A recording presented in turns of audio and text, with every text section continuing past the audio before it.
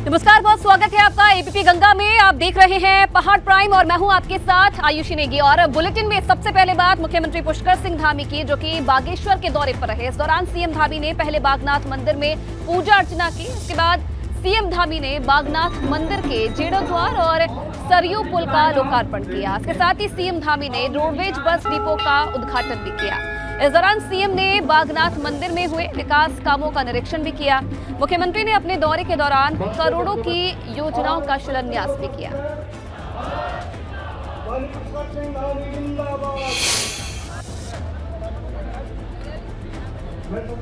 इस क्षेत्र के लोकप्रिय सांसद इस कार्यशाला के निर्माण अभी तक पूरे उत्तराखंड में 18-10 डिपो चल रहे थे।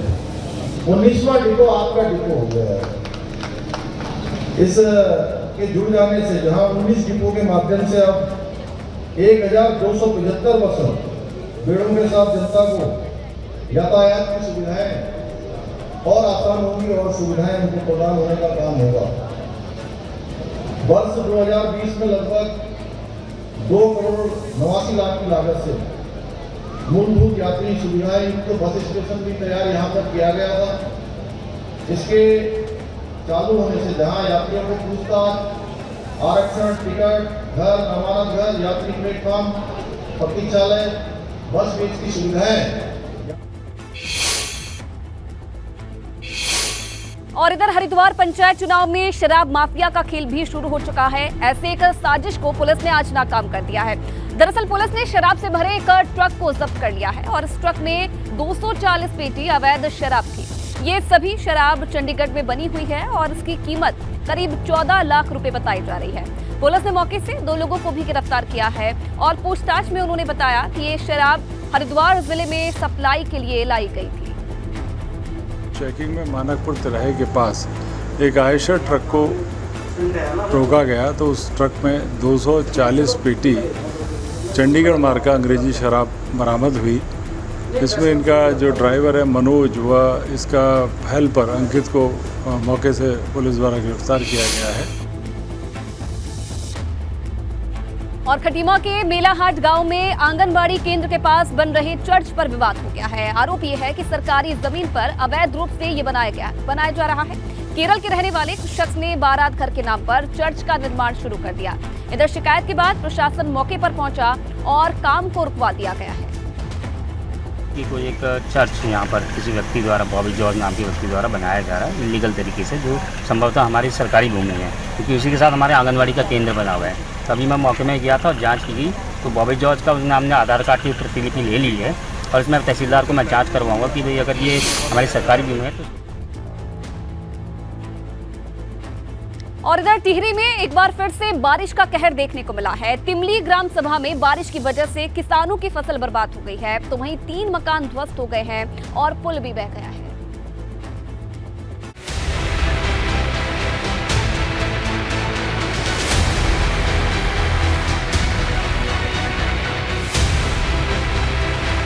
टिहरी के लोगों पर कुदरत का कहर लगातार जारी है। इस बार नरेंद्र नगर के तिमली ग्राम सभा के लोगों पर आसमानी आफत गिरी।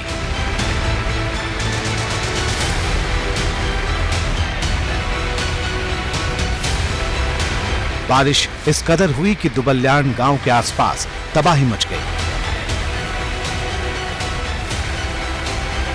कई किसानों के खेत तबाह हो गए तो बारिश के पानी के साथ बहकर आया मलबा जहां तहां बिखरा हुआ है। दुबकल्याण और खंडेटी गांव के किसानों को सबसे ज्यादा नुकसान हुआ है। खेतों में खड़ी फसल बर्बाद हो चुकी है। किसानों की कई महीने की मेहनत पर पानी फिर गया है।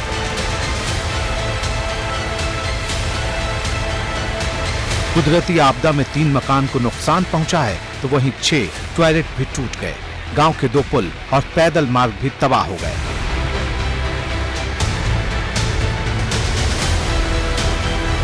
इस इलाके के किसानों के लिए खेती बाड़ी परिवार की गुजर बसर के लिए सबसे बड़ा जरिया है, मगर कुदरत की मार ऐसी पड़ी कि किसानों की कमर ही टूट गई। एबीपी गंगा के लिए टिहरी से अंकित मित्तल की रिपोर्ट। और चलिए आगे बढ़ेंगे एक बड़ी खबर के साथ। कोटद्वार से बड़ी खबर है। यहाँ रितु खंडूड़ी ने सुखरो नदी पर बने पुल का निरीक्षण किया है। पुल की मरम्मत कर जल्द खोलने के निर्देश दे दिए गए हैं। पुल का एक हिस्सा धंसने पर आवाजाही बंद हो गई थी, लेकिन आज ऋतु खंडूड़ी इस पुल का निरीक्षण करने पहुंची और अधिकारियों को पुल की मरम्मत कर जल्द खोलने के निर्देश दे दिए हैं। सुखरो नदी पर बने पुल का निरीक्षण करने के लिए आज विधानसभा अध्यक्ष ऋतु खंडूड़ी पहुंची और अधिकारियों को निर्देश दे दिए गए हैं कि जल्द से जल्द इस पुल का मरम्मत कार्य पूरा किया जाए। और चलिए आगे बढ़ेंगे। एक और बड़ी खबर आपको बता दें, पिथौरागढ़ जिले के कई इलाकों में आज भी बारिश हुई है। मुनस्यारी धारचूला इलाके में मूसलाधार बारिश हुई है और बारिश की वजह से अब बरसाती नदियां उफान पर है। जिले में बारिश से फिर से हालात बिगड़ सकते हैं, ये बड़ी जानकारी आपको दे दें। मुनस्यारी धारचूला इलाके में आज भी मूसलाधार बारिश हुई है और कहा यह जा रहा है कि जिले में बारिश से एक बार फिर से हालात बिगड़ सकते हैं। और इधर विकासनगर में ब्रेक फेल होने से पहाड़ी से जेसीबी गिर गया है। करीब 50 मीटर गहरी खाई में ये जेसीबी गिरी है। जेसीबी सवार 2 लोगों को रेस्क्यू किया गया है। फिलहाल दोनों को अस्पताल में भर्ती करवाया है। विकासनगर से ये मामला सामने आया है, जहां अचानक से ये जेसीबी नीचे गिर गया और 50 मीटर गहरी खाई में ये जेसीबी गिरी। इसके बाद जो जेसीबी सवार 2 लोग थे उनका रेस्क्यू किया गया है। और देखिए, मौसम से जुड़ी सटीक जानकारियां देने में उत्तराखंड मौसम विभाग अब और भी सक्षम होगा। दरअसल उत्तराखंड में दूसरे डॉपलर रडार ने भी काम करना शुरू कर दिया है।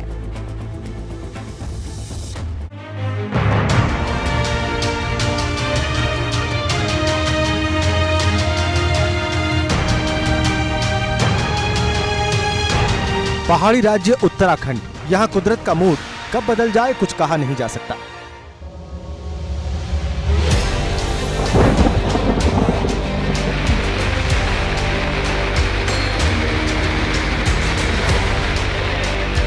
बरसात के मौसम में तो हर साल कुछ न कुछ आपदा जरूर आती है, मगर आने वाले दिनों में इस समस्या का काफी हद तक समाधान होने जा रहा है। केंद्र सरकार की तरफ से उत्तराखंड में 3 डॉपलर रडार लगाने की इजाजत मिल चुकी है। नैनीताल के मुक्तेश्वर और टिहरी के सुरकंडा में डॉपलर रडार लग चुका है, जबकि पौड़ी के लैंसडाउन में तीसरे डॉपलर रडार लगाने की तैयारी है। जो डॉपलर रडार सिस्टम लगा है सुरकंडा में, और खबरें ये आ रही हैं कि वो इंस्टॉल हो गया है, वो फंक्शन करना शुरू कर दिया है उसने। उसकी रेंज है 100 kilometre. Doppler radar weather forecasting में, मतलब मौसम की भविष्यवाणी करने का बहुत सटीक और परखा हुआ एक सिस्टम है, एक प्रणाली है।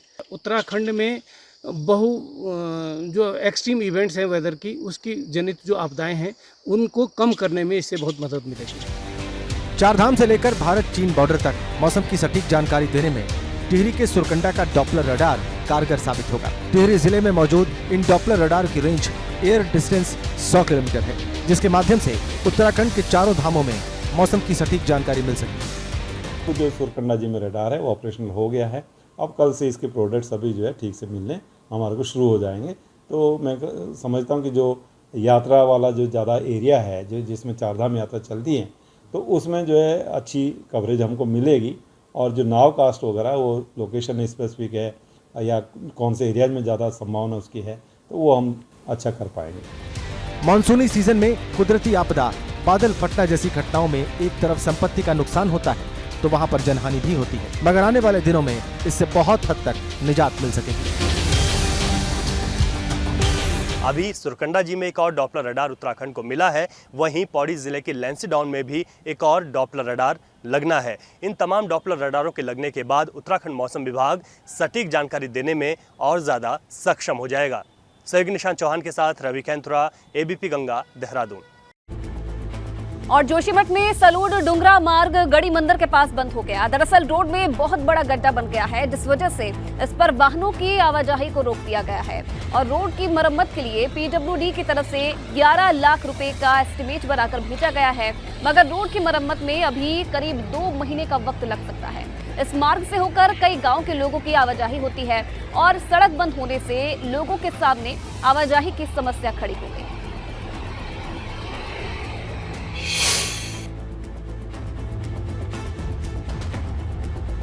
और उधर गंगोत्री नेशनल हाईवे पर कई खतरनाक लैंडस्लाइड जोन बन गए हैं, जिनके बीच से होकर गुजरना खतरे से खाली नहीं है। दरअसल बड़कोट में बंदरकोट से ऊपर भूस्खलन हो रहा है और इस वजह से रोड में बड़ी बड़ी दरारें पड़ गई है। बीआरओ कर्मचारी रोड से मलबा साफ करने में जुटे हैं और साथ ही रोड की मरम्मत का काम भी जारी है।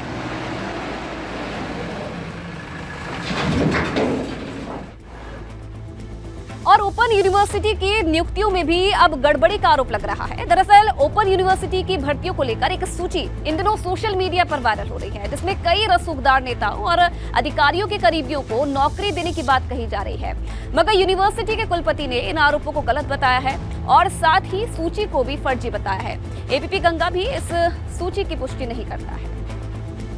विश्वविद्यालय ने जो नियुक्तियाँ की हैं पूरी पारदर्शिता के साथ की हैं, पूरी नीति नियम अधिनियम परिनियम सबको ध्यान में रखते किए हैं। किसी भी तरह का इसमें कोई वो नहीं है और न कोई किसी तरह से कोई इसमें किसी चीज़ का उल्लंघन हुआ है। साहब, आप किसी के बारे में कौन किसको कहाँ जोड़े इसके बारे में मैं कुछ नहीं कर सकता हूँ, क्योंकि जो नियुक्तियाँ होती हैं वो नियुक्तियों में किसी का नाम और किसी का कुछ नहीं होता है। नियुक्तियाँ अपने तरीके से होती हैं। पहले आदमी अप्लाई करता है, अप्लाई करने के उसको एक टिकट नंबर दिया जाता है, टिकट नंबर से नाम तक नहीं होता, तो उसमें कैसे पूछते हैं कौन किस पार्टी से जुड़ा हुआ है। अगर कोई ऐसी लिस्ट वायरल हो रही है तो उसकी जाँच कराया जाए और अगर उसमें अगर संलिप्तता है तो ठीक है भाई, वो राजभवन है या कोर्ट है या कहीं भी जो सब।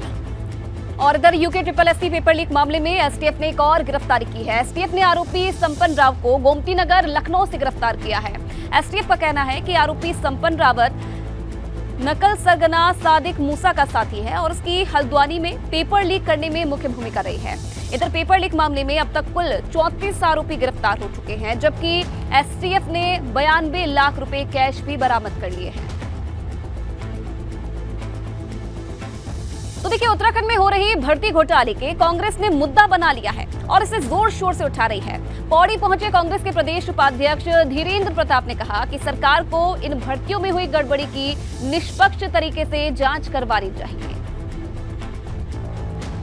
मगरमच्छ तो अभी दूर घूम रहा है, मगरमच्छ को इसमें आना चाहिए और तभी बीजेपी सरकार की जो इसमें ईमानदारी प्रकट होगी, ऐसा मैं पुष्कर सिंह धामी से कहना चाहता हूँ। देखिए, मेरा स्पष्ट तौर पर यह कहना है कि अगर चोरी किसी ने की है वो चोर पहले कांग्रेसी और भाजपाई बाद में। मैं चाहता हूँ कि सरकार और शासन में बैठे हुए लोग इसको चोर के चश्मे से देखें कि ये चोर हैं, कांग्रेसी और भाजपाई भी, और उनको सजा देने का। और इधर अल्मोड़ा में दलित युवक की हत्या का मामला गर्माता जा रहा है। सवाल इस बात को लेकर है कि जब युवक ने अपनी जान को खतरा बताते हुए पहले ही अधिकारियों से गुहार लगाई थी तो फिर उस पर एक्शन क्यों नहीं लिया गया। हालांकि मंत्री रेखा आर्य ये कह रही है कि इस मामले में सरकार कड़ा एक्शन ले रही है।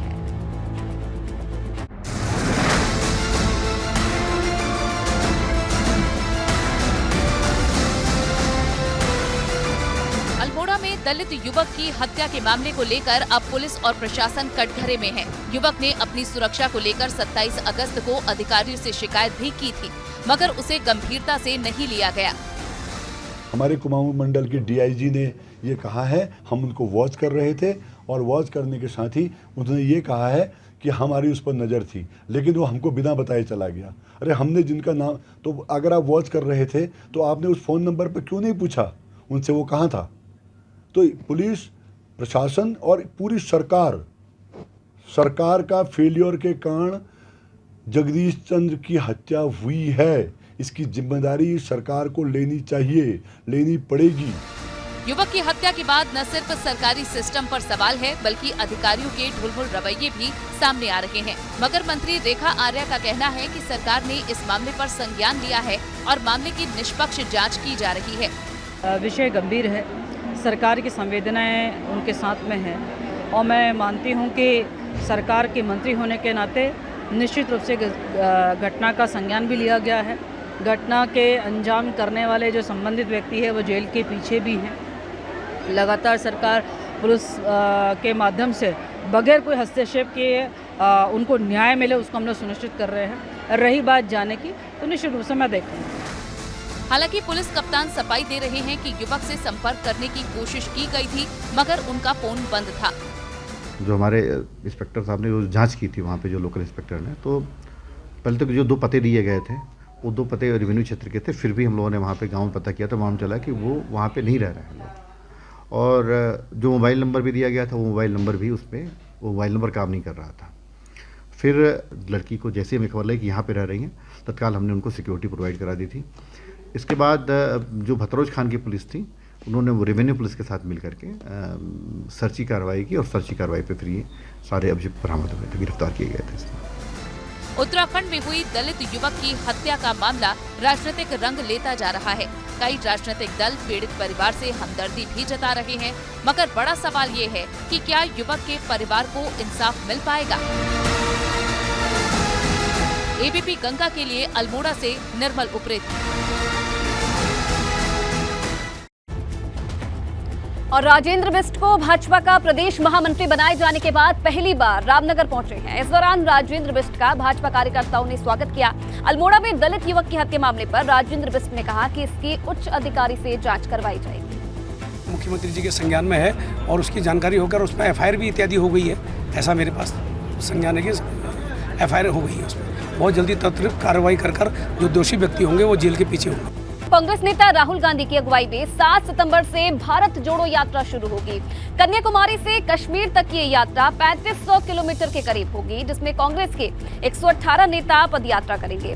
उत्तराखंड से भी इस यात्रा में कई नेता शामिल होंगे।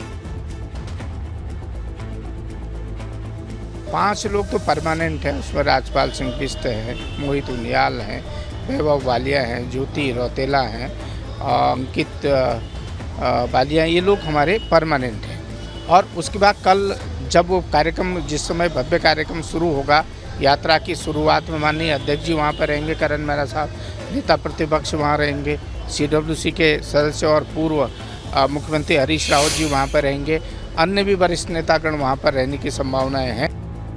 और देखिए, हरिद्वार त्रिस्तरीय पंचायत चुनाव के लिए नामांकन पत्रों की बिक्री भी शुरू हो चुकी है। रुड़की ब्लॉक में दूसरे दिन कई पदों के लिए दावेदारों ने 456 नामांकन पत्र खरीदे, जबकि नारसन ब्लॉक में 564 और भगवानपुर ब्लॉक में 296 नामांकन पत्रों की बिक्री हुई है। रीजनल ऑफिसर का कहना है कि पंचायत चुनाव को लेकर पूरी तैयारी कर ली गई है।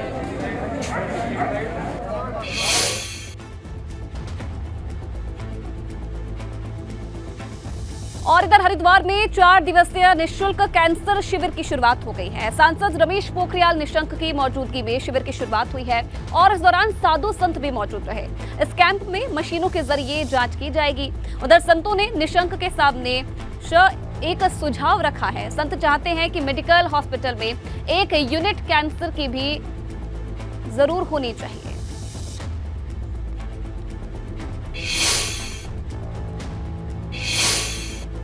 वहीं रुड़की के शंकरपुरी गांव में वायरल बुखार से 20 से ज्यादा ग्रामीण बीमार हैं। कई ग्रामीणों में डेंगू के लक्षण मिले हैं और इसकी पुष्टि के लिए उनके सैंपल लेकर लैब में भेजे गए हैं। उधर मलेरिया की जांच के दौरान कई बीमार लोग नेगेटिव मिले हैं। डॉक्टरों का ये कहना है कि जांच रिपोर्ट 5 सितंबर को आएगी, जिसके बाद ये साफ हो पाएगा कि ग्रामीण वास्तव में किस बीमारी से ग्रस्त है।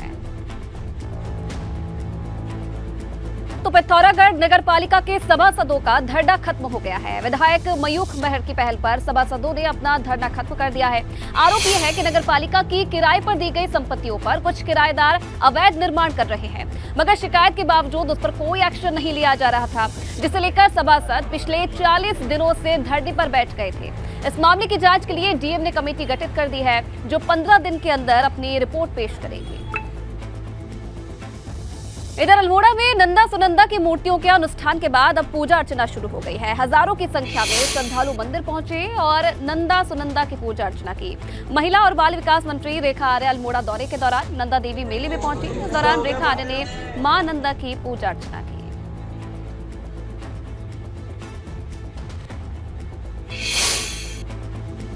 और चलिए, पहाड़ प्राइम में फिलहाल इतना ही। वक्त हो चुका है सत्याग्रह का।